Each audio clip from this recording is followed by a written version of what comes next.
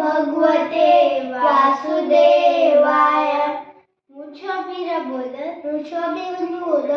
આજે અમે અધ્યાય 1 નો 28 અને 29મો શ્લોક બોલશું. કૃપયા પર્યાવિષ્ટો વિષિદં ઇદમબ્રવીત.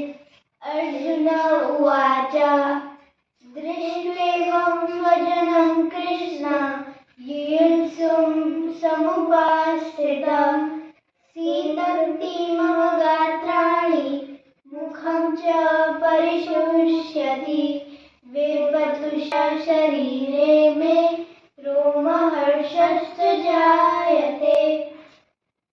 अर्जुन बोल्या, हे कृष्ण, युद्ध क्षेत्રમાં ઊભા થયેલા યુદ્ધ કરવા માટે ઈચ્છુક સ્વજન સમુદાયને જોઈને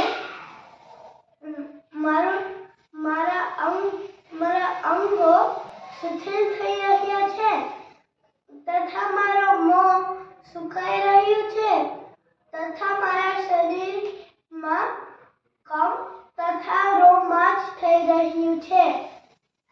अर्थात अर्जुन बोले, हे कृष्ण, युद्ध क्षेत्र में खड़े युद्ध करने की इच्छुक इन कुल समुदायों को देखकर मेरे अंग शिथिल हो गए हैं, मेरा मुंह सूख गया है तथा मेरे शरीर में कांपना और रोमांचित हो रहा है. धन्यवाद.